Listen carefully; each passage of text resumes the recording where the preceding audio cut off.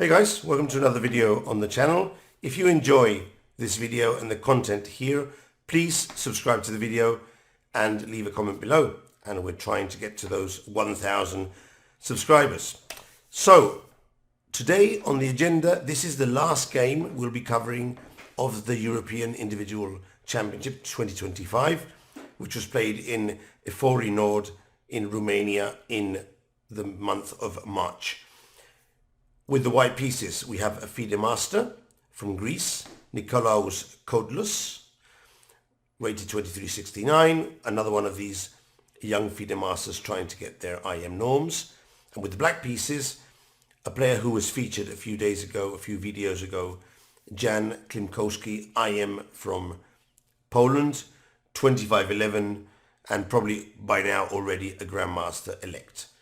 We're going to see a Sicilian defense, Moscow, bishop to b5 check variation, and we'll see how the game leaves territory of Sicilian and goes for a more French defense structure. And again, we'll see how white plays a very risky g4 and is duly punished. So pay attention and you'll get to learn quite a lot of chess ideas in this game. Excuse me. e4, c5, bishop to b5. As you all know by now in this channel, we've talked about bishop to d7. We've also discussed knight to d7. Here, black goes for knight to c6, which is the third option. Not so well considered, but I think it's still a very good line. We're threatening bishop to d7 on the next move. So if white wants to double pawns, now's the moment. Koutlas exchanged.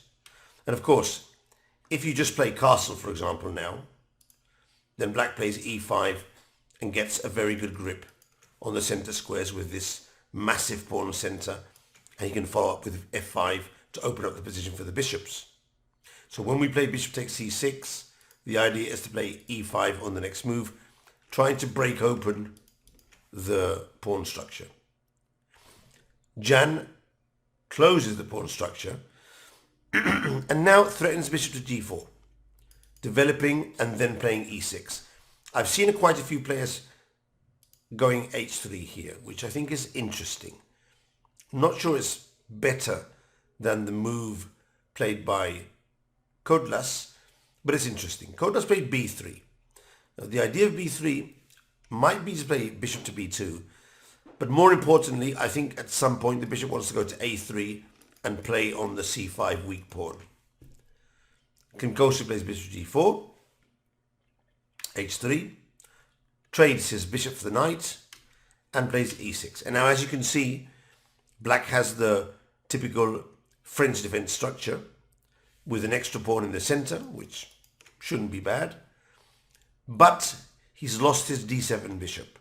Now, lots of players say that that's good for black because the bishop is normally bad in the French, which is true. But on the other hand, the other side, you have to be careful when you open the position with f6 because the lack of the bishop on d7 or c8 means that the e6 pawn will be weaker when we play f6. So it goes both ways. Castle, knight to e7, looking for one of these two squares. Knight to c3, going for knight a4 and bishop a3. Very well played for the moment by both players. Knight to g6 is the computer move, already hitting the pawn. Klimkowski prefers knight to f5, just eyeing the d4 square. Of course, at any moment he could be knocked away with g4, but as we shall see, this is a risky move. d3, f6, opening up the diagonal. Now, Koutlas played pawn takes pawn, which looks like the normal move, because as we shall see, the a1 rook is poisoned and can't be captured. However, the computer suggests here bishop to a3, which is not a move I would do for sure. But we have to look at it because the computer says it's good. Pawn takes pawn. Look at this pawn mass. Fantastic. But now knight to a5. And the idea is to knock off this pawn here. And queen to a5 is a move, protecting. And here a very nice move by black according to the computer. We check to weaken the dark squares. And now we drop back, and the idea is to play queen to e1. So for example, bishop to d6 protects both pawns, and now queen to e1. And after the exchange of queens, the c5 pawn is dropping. So this idea against queen to a5 to play queen to e1 is very interesting, and it's something that I'll try and remember if it happens in my games. Anyway, this didn't happen in the game. This was just a variation. Koutlas played e takes f6 and knight to a4. And his idea is that if black captures the rook, we hit the queen, and after queen to e2, we prepare rook a1, winning the queen, but also we remind our opponents that he can be crushed in the center if he's not careful. So Klimkowski naturally preferred not to capture the rook, and he developed with bishop to d6, after which bishop to b2 was clearly the move he had to do. And here, everything can happen in this game. I like black's position, but I have to understand that this is more or less still complicated. Instead, Koutlas played g4. And no doubt, considering that after the move of the knight, he could swap queens, bishop to b2 or bishop to a3, and it's okay. You can play g4 if you get the queens off the board. But of course, Klimkowski played queen to g6. Now, this is a funny moment because I said before that capturing the rook was not good, and I explained why. But every position is different, and the fact that white's played g4 changes this. So now, actually, Klimkowski could and should have captured the queen. And after bishop to b2, he gets this check in, and the idea is that king g2, knight to h4 wins the queen, and king takes a2, queen takes f1 is winning. So this is a fun move, which I thought was instructive to see. And we couldn't do this before because you remember that the bishop was still on f8. So here we don't get the chance to do this tactic. After bishop d6 and g4, Klimkowski could have captured the rook. It's surprising that a 2500 player didn't see this. Although I do suspect he did see this, but there was something in the combination that he didn't like. Maybe, and only maybe, he was thinking that if he captured the rook, white could capture here, and maybe he wasn't totally content with this position, although after queen to e5, it looks very good for black. So I'm not totally sure what Klimkowski missed here. In any case, after g4, he played queen to g6, which also is a very good move, because he pins the pawn and he threatens h5. c3, castle, now he's threatening discovered attacks. Queen to e2. And here there are several very good moves, but e5 is fantastic. He's just trying to prevent white from playing f4, and he's going to go for the maneuver knight here and knight here.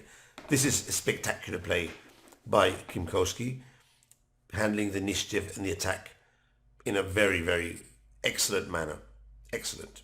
I mean, impeccable. Impeccable. Bishop to a3. He'll lose the c5 pawn, but he's not worried about this.